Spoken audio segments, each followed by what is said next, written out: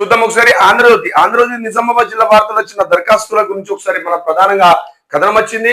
ఒకసారి చూద్దాం. ఒకసారి రెవెన్యూ సదస్సుల దరఖాస్తులు వచ్చింది, దాని గురించి ఒకసారి మన పూర్తి వివరాలకు వెళ్ళే ప్రయత్నం చేద్దాం. ఒకసారి ఇక కుప్పలుగా దరఖాస్తులు జిల్లా వ్యాప్తంగా 18 రోజుల పాటు రెవెన్యూ సదస్సులు రైతుల నుంచి 30,322 దరఖాస్తులు స్వీకరణ, సాధమైన పిఓటి భూములపై వినతులు, ముగిసిన రెవెన్యూ సదస్సులు, నేటి నుంచి దరఖాస్తులు పరిశీలించనున్న అధికారులు.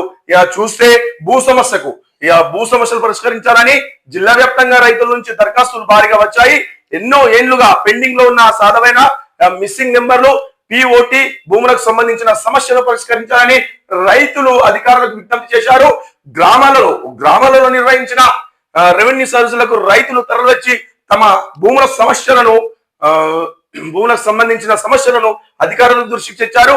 ధరణి వచ్చిన తర్వాత పలుమార్లు దరఖాస్తు చేసిన సమస్య పరిష్కారం కాలేదని అధికారులకు వివరించారు. ఏళ్ల తరబడి తాము సాగు చేస్తున్న సైద భూములకు పట్టాలు జారీ చేయాలని కోరారు.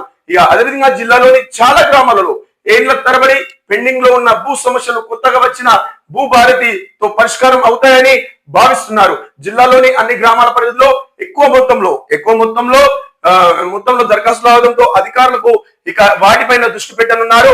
ఆయా దరఖాస్తులు పరిశీలించడంతో పాటు గ్రామాలలో భూములను పరిశీలించి వెంటనే పరిష్కరించనున్నారు. ఇక రైతుల సమక్షంలోనే వివాదాస్పద భూములను పరిశీలించి పరిష్కారం అవుతుందో లేదో వివరించనున్నారు. ఇక తహసీల్దార్ పరిధిలో పరిష్కారం కాని భూములను ఆర్డీఓ, జిల్లా కలెక్టర్ ఆధ్వర్యంలో పరిష్కరించనున్నారు. అదేవిధంగా 445 గ్రామాలలో రెవెన్యూ సదస్సులు జిల్లాలో 445 గ్రామాల పరిధిలో రెవెన్యూ సదస్సులు నిర్వహించారు. ఈ నెల 3న ప్రారంభమైన రెవెన్యూ సదస్సులు శుక్రవారంతో ముగిశాయి.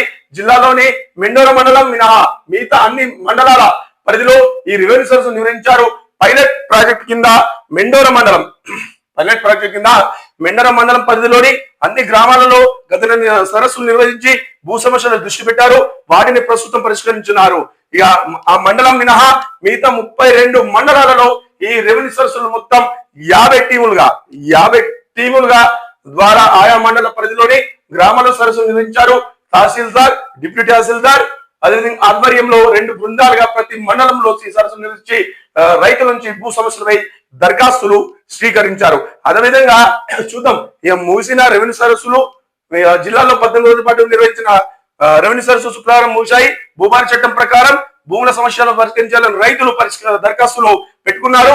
జిల్లా వ్యాప్తంగా 22 మండల పరిధిలోని ఈ నెల 19 నుంచి వరకు 30,322 దరఖాస్తులు ఆయా గ్రామాల పరిధిలో ఏళ్ల తరబడి పరిష్కారం కోసం ఎదురు చూస్తున్న రైతులు వాటిని పరిష్కరించాలని గ్రామాలకు వచ్చిన అధికారులు అందించారు. ఈ రెవెన్యూ సదస్సులో అత్యధికంగా సాధ్యమైన అదేవిధంగా మిస్సింగ్ నెంబర్లు, పిఓటి